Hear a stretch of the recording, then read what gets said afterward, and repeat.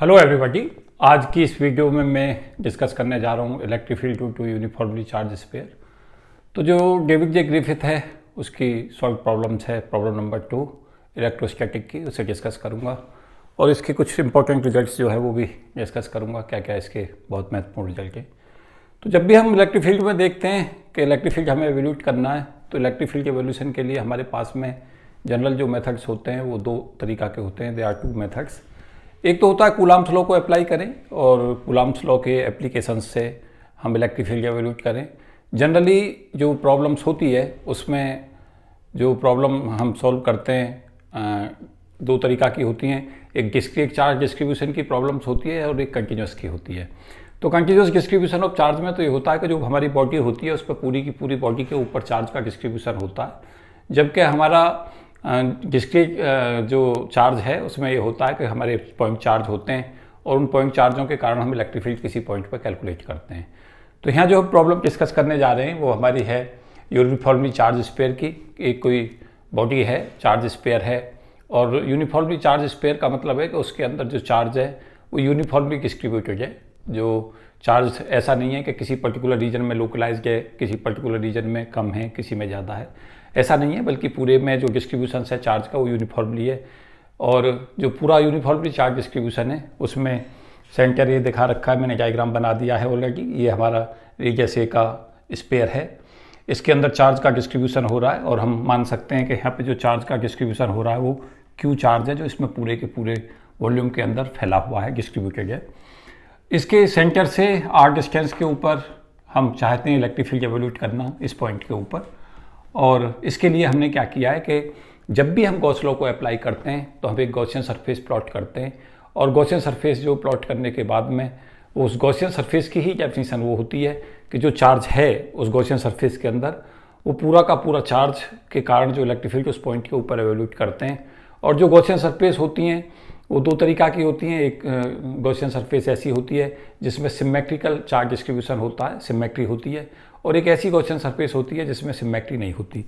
तो फ्लक्स के लिए तो हम जब भी हमें फ्लक्स कैलकुलेट करना है सदा गॉस लॉ को हम यूज करते हैं, और गॉस लॉ को कैलकुलेट करने के लिए चाहे वो सिमेट्रिकल चार्ज डिस्ट्रीब्यूशन है और चाहे सिमेट्री चार्ज डिस्ट्रीब्यूशन नहीं है, गॉस लॉ में यही कहते हैं कि जो इलेक्ट्रिक फ्लक्स है वो Q अपॉन एप्सिलॉन नॉट के इक्वल होता है, जहाँ पे Q चार्ज है गॉसियन सरफेस के अंदर इंक्लोज। जैसे हमसे सरफेस सपोज किया इस तरीका की दे देता और कहता कि गॉसियन सरफेस है और जिसमें सिमेट्री नहीं है, डायग्राम में देख रहे होंगे यहाँ सिमेट्री नहीं है, और अगर इसके अंदर चार्ज Q है तो अगर इलेक्ट्रिक फ्लक्स की बात करता है तो यहाँ भी इलेक्ट्रिक फ्लक्स की जो वैल्यू है वो Q अपॉन एप्सिलॉन नॉट ही होगी।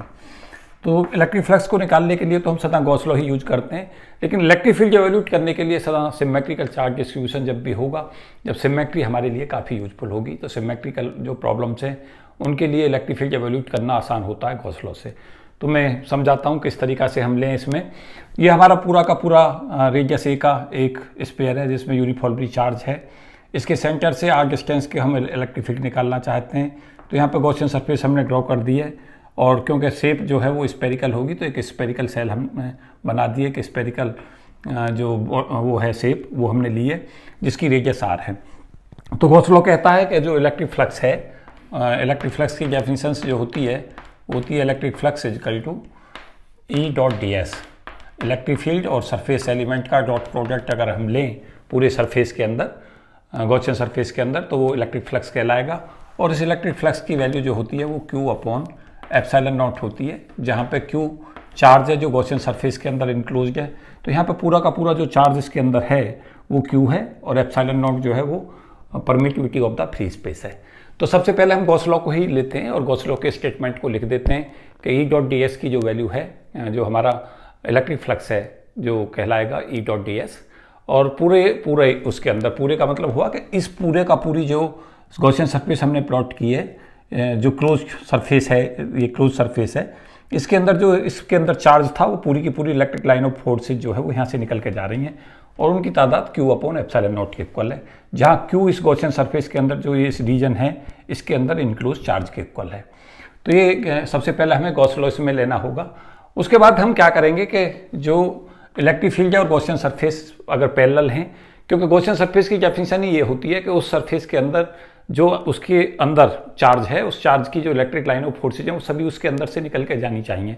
तो हमारे पास जो होता है ये वैल्यू जो रहती है वो ये होती है कि इलेक्ट्रिक फ्लक्स को अगर हमें पूरा का पूरा पास कराना है उस गॉसियन सरफेस से, तो हम ई और डी एस को जो है दोनों को पैरेलल लेते हैं। तो ई डॉट कॉस जीरो की जो वैल्यू है वो क्यू अपॉन एप्सिलॉन नॉट आएगी, और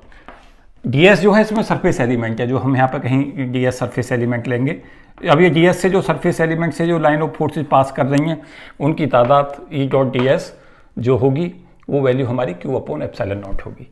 और कॉस जीरो इसलिए ले रहे हैं कि जो हमारी गॉसियन सरफेस है, जो गॉसियन सरफेस की प्रॉपर्टी है वो ही ये है कि वो जो उसके अंदर गॉसियन सरफेस के अंदर चार्ज है उसमें जो इलेक्ट्रिक फील्ड है और सरफेस एलिमेंट वो पैरेलल हों, जो जिससे वो पूरी की पूरा इलेक्ट्रिक लाइन ऑफ फोर्सेज जो है उससे पास हों। जैसे इससे इलेक्ट्रिक लाइन ऑफ फोर्सेज जो यहाँ से निकलेंगी वो इस तरीक़ा से इसमें से पास हो जाएंगी। तो डी एस सरफेस एलिमेंट और इलेक्ट्रिक फील्ड दोनों एक ही दिशा में एक्ट करेंगे, तो पूरा का पूरा फ्लक्स उस रीजन से पास हो जाएगा। अब हमारा अगर ये हम गॉसियन सरफेस सिमेट्री में हम जब ये प्लॉट कर रहे हैं, ये हमारी पूरी की पूरी गॉसियन सरफेस है, तो इसमें जो इलेक्ट्रिक फील्ड है वो किसी भी पॉइंट पे अगर हम इस पे जाएंगे, क्योंकि हम देखेंगे कि ये जो पूरा का पूरा हमने सरफेस प्लॉट कर दिया है उसके ऊपर सबके ऊपर इलेक्ट्रिक फील्ड यूनिफॉर्म होगा। यूनिफॉर्म इलेक्ट्रिक फील्ड का मतलब होगा कि ई इस इंटीग्रल से हम इसे बाहर ला सकते हैं। तो जैसे ही इंटीग्रल से बाहर आएगा तो E integral D S cos zero जो हमारा 1 हो गया, ई डॉट डी एस ये जो वैल्यू आएगी वो आ जाएगी हमारी क्यू अपॉन एप्सिलॉन नॉट। तो ये हमारे पास इलेक्ट्रिक फील्ड यहाँ से एवोल्यूट हो जाएगा। डी एस सरफेस एलिमेंट जो है रेडियस आर का, ये हमारी स्फेरिकल शेप है, तो जो हमारा सरफेस एलिमेंट इसका होगा पूरा हम सब जानते हैं वो 4 पाई आर स्क्वायर के बराबर होगा। जो हमारा स्फेरिकल सेल होता है उसका सरफेस एरिया का जो एक्सप्रेशन है वो 4 पाई आर स्क्वायर है। तो ई इंटू और डी एस की जगह पे वैल्यू ले लें 4 पाई आर स्क्वायर, तो E into 4 pi R square की जो वैल्यू होगी वो होगी हमारी क्यू अपॉन एप्सिलॉन नॉट, और जो ई यहाँ से हम आसानी से एवोल्यूट कर पाएंगे इलेक्ट्रिक फील्ड उसकी वैल्यू होगी 1 अपॉन 4 पाई एप्सिलॉन नॉट और क्यू अपॉन आर स्क्वायर। ये हमें इलेक्ट्रिक फील्ड एवोल्यूट हो जाएगा। तो इलेक्ट्रिक फील्ड जो एक पॉइंट चार्ज होता है, जैसे हम एक चार्ज यहाँ रख देते सेंटर पे और इस पूरे चार्ज को इस पूरे में डिस्ट्रीब्यूटेड ना मान के सेंटर पर रखा मान लेते, तो इस क्यू से सेंटर से जो पॉइंट चार्ज होता इससे आर डिस्टेंस के ऊपर भी इलेक्ट्रिक फील्ड की वैल्यू यही होती। तो इसका मतलब ये है कि जो हमारा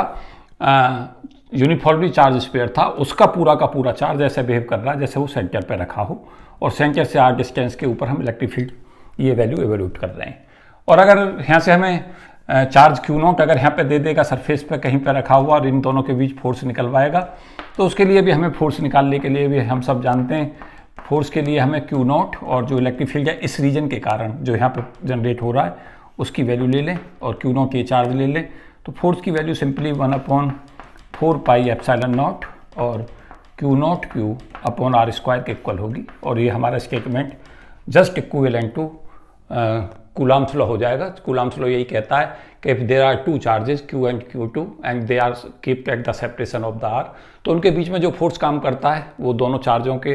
प्रोडक्ट के इक्वल और जो डिस्टेंस है उनकी उसकी इन्वर्स स्क्वायर डिस्टेंस के प्रोपोर्शनल होता है। तो वही हमारा कूलम्ब्स लॉ यहाँ से ड्राइव हो जा रहा है। तो यहाँ ये हम कह सकते हैं कि जो इलेक्ट्रिक फील्ड है वो it is the function of the Q के बढ़ने पर सीधा बढ़ेगा, और electric field 1 upon R square के ऊपर निर्भर करेगा।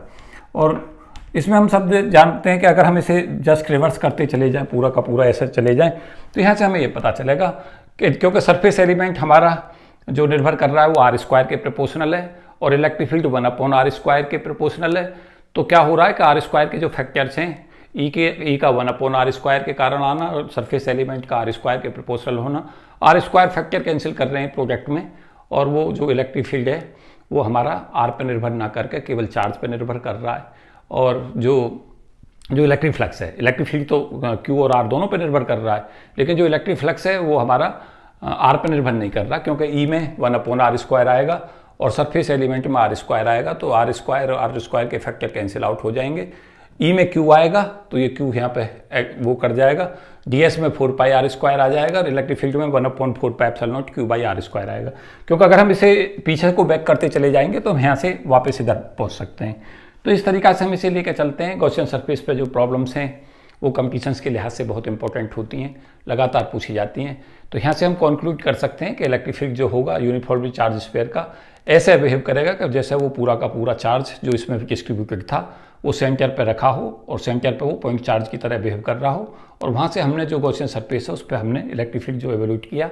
वो 1/4πε0 Q/r² होगा। तो ये कॉन्क्लूजन था। मुझे उम्मीद है कि आपकी समझ आया होगा, और मैं ऑर्थर वीजर की और ग्रिफिथ की जो प्रॉब्लम्स हैं उन्हें आगे बढ़ाऊंगा। आगे मॉडर्न फिजिक्स के लिए आप जो है ऑर्थर वीजर को निश्चित तौर से पढ़ें, और EMT में जो है डेविड जे ग्रिफिथ को पढ़ें, क्योंकि ज़्यादातर जो प्रॉब्लम्स आती हैं कम्युनिकेशंस की दुनिया में, वो ज़्यादातर जो प्रॉब्लम्स आती हैं वो सब डेविड जे ग्रिफिथ की होती हैं। तो उसकी सॉल्व प्रॉब्लम्स कर लें, जो मैं उसी में सॉल्व प्रॉब्लम्स बता ही रहा हूँ, और इसकी अनसॉल्व प्रॉब्लम्स भी जो बहुत ज़्यादा लंबी प्रॉब्लम्स नहीं हैं उन्हें ज़रूर सॉल्व करने का प्रयास करते रहें, जिससे आपके EMT के जो कंसेप्ट हैं वो साउंड हो सकें। तो इस वीडियो में इतना ही। Thank you and best wishes for all of you. जय हिंद।